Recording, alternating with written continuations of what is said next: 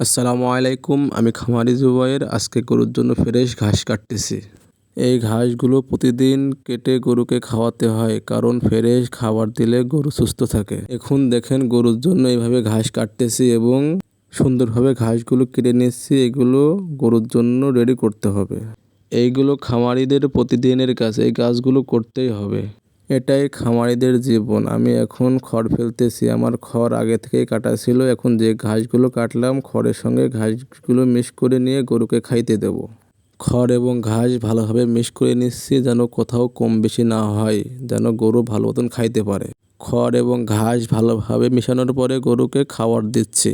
আগে দিলাম বড় গরুকে, তারপরে দিলাম ছোট গরুকে। খামারের জীবন কষ্ট হলেও এর কাজের ভিতরে শান্তি আছে।